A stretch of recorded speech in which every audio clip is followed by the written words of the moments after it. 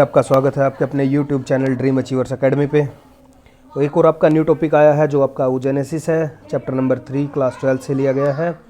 इसमें हम NCERT base पढ़ेंगे। भाई NCERT जो बेस है आपका वो HBSC CBSE नेट या किसी भी एग्ज़ाम की आप प्रिपरेशन कर रहे हैं वो उसमें ईजी वे से समझाया गया है। सब चीज़ें इसके लिए लाभदायक है। भाई आपकी बात करते हैं oogenesis की। सबसे पहले The process of formation of a mature female gametes is called oogenesis। Mature female gametes होता है उसको पूरी प्रोसेस को oogenesis बोलते हैं।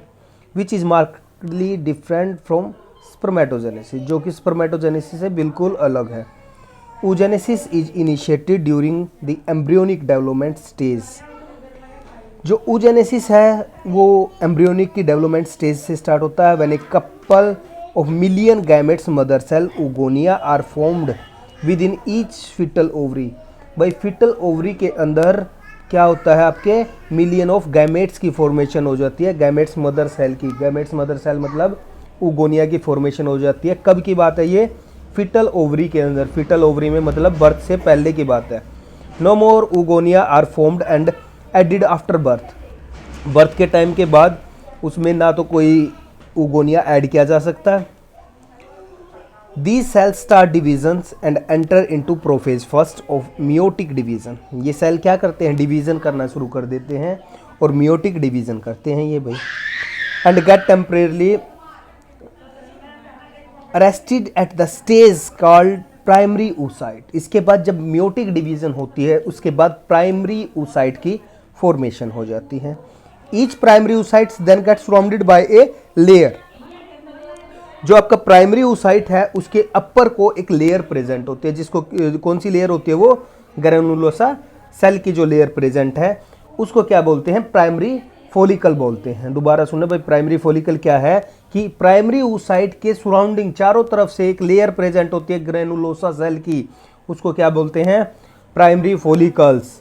A large number of these follicles degenerate during the phase from birth to puberty।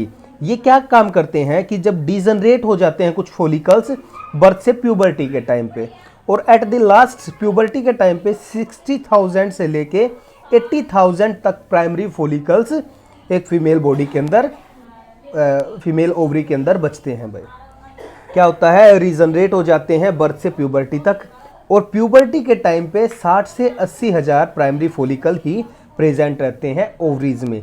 Each ovary में रहते हैं भाई ये, एक ओवरी में 60 से 80। ओवरी कितनी होती है टोटल? 2 ओवरी प्रेजेंट होती है। The primary follicle get starts by more layer granulosa cell and a new theca and are called secondary follicles. अब जो आपकी प्राइमरी फॉलिकल्स थी उसके ऊपर को ग्रेनुलोसा सेल्स की फिर से लेयर कवरिंग हो जाती है, न्यू थीका, उसको क्या बोलते हैं? Secondary follicles. The secondary follicles soon transforms into A tertiary follicles. भाई ये सेकेंडरी फॉलिकल थी वो थोड़े दिनों के बाद टर्शियरी फॉलिकल के अंदर चेंज हो जाती है। Which is characterised by a fluid filled cavity antrum. भाई इसके अंदर फ्लूइड फील्ड कैविटी होती है जिसको एंट्रम बोलते हैं। The theca layer is originated into a inner theca interna और आउटर थीका इंटरना। इनकी जो लेयर होती हैं बाहर वाली लेयर को क्या बोलते हैं? आउटर थीका एक्सटर्ना, और इनर वाली लेयर को, अंदर वाली लेयर को इनर थीका इंटरना बोला जाता है। It is important to draw your attentions that it is at this stage that the primary oocytes within the tertiary follicles grow in size and completes the first meiotic division। ये क्या काम करते रहते हैं? Grow करते रहते हैं और पहली मियोटिक डिवीजन को कंप्लीट कर लेते हैं। It is an unequal division resulting in the formation of large haploid secondary oocyte। अब हमारे पास प्राइमरी oocyte था, उसके बाद अनइक्वली डिवीजन हुई जिससे क्या हुआ? डिप्लॉइड से हैप्लॉइड के अंदर कन्वर्ट हो गए और प्राइमरी oocyte से सेकेंडरी oocytes की फॉर्मेशन होगी और हमारे पास एक क्या मिल गया? पोलर बॉडी मिल गई। पोलर बॉडी का क्या काम होगा? रीजनरेट हो जाएगी और सेकेंडरी oocyte आगे प्रोसेस में हेल्प करेगी भाई आपकी। नेक्स्ट है भाई ये डायग्राम है। डायग्राम आपके लिए इंपॉर्टेंट है। डायग्राम्स जो है आपका ओवरी का दिया गया है, इसके अंदर दिखाया हुआ है क्या क्या है। ब्लड वेसल्स है, प्राइमरी फॉलिकल्स है, कॉर्पस ल्यूटियम है, ग्रेफियन फॉलिकल्स है, ओव्यूम है। ये भाई आपकी पूरी प्रोसेस है ओवरी की, कैसे क्या बनता है, कैसे रिलीज होता है भाई। ब्लड वेसल्स प्रेजेंट है। Secondary oocyte return bulk in the nutrition rich cytoplasm. अब इसके बाद जो इंपॉर्टेंट बात है, at the present we are not very certain about this, the tertiary follicle further changes into a mature follicles. अब जो tertiary follicles था वो कन्वर्ट हो जाता है मैच्योर फॉलिकल्स के अंदर, जिसको क्या बोलते हैं, ग्रेफियन फॉलिकल। और ग्रेफियन फॉलिकल से जब आपका ओवम बाहर निकल जाता है और वो कवरिंग बच जाती है, उसको कॉर्पस ल्यूटियम बोला जाता है भाई। The secondary oocytes forms a new membrane called zona pellucida. जब सेकेंडरी oocytes के ऊपर को एक और लेयर प्रेजेंट होती है, उसको जोना पेलुसिडा बोला जाता है, लेयर को जोना पेलुसिडा बोला जाता है। Graafian follicles now ruptured it. Graafian follicles क्या होते हैं भाई, जब मैच्योर हो जाते हैं तो रैप्चर्ड हो जाते हैं with the help of luteinizing hormone, LH hormones की रिलीज होने की वजह से, और ओवरी से ओवम सिक्रीट कर दिया जाता है। ये था भाई पूरे का पूरा आपका ओव्यूलेशन, यानी कि oogenesis पूरी प्रोसेस थी। ये डायग्रामेटिकली शो की गई है। डायग्रामेटिकली में हम बात करते हैं तो पहली है स्पर्मेटोजेनेसिस की, और सेकंड वाली है वो आपकी oogenesis की है। स्पर्मेटोजेनेसिस की बात कर ले हम एक बार। स्पर्मेटोजेनेसिस में क्या होता है, सबसे पहले स्पर्मेटोगोनिया होता है, उसके अंदर मियोटिक डिवीजन होती है at the age of puberty. Mitosis division होगी, प्राइमरी स्पर्मेटोसाइट्स बनेंगे, उसके बाद फर्स्ट मियोटिक डिवीजन होगी, इसके बाद सेकेंडरी स्पर्मेटोसाइट्स की फॉर्मेशन होगी, सेकेंडरी मियोटिक डिवीजन होगी, स्पर्मेटिड्स की फॉर्मेशन होगी, स्पर्मेटिड्स के बाद स्पर्मेटोजोआ की फॉर्मेशन होगी। जो स्पर्मेटोजोआ होते हैं वो आपके स्पर्म होते हैं भाई, मैच्योर स्पर्म होते हैं। 1 से 2 के अंदर कन्वर्ट होते हैं, 2 से 4 के अंदर कन्वर्ट होते हैं। फिर एक जो आपका प्राइमरी स्पर्मेटोसाइट होता है, ये व्हाइट कलर का, ये प्राइमरी स्पर्मेटोसाइट है, इससे फिर 2 की फॉर्मेशन होगी।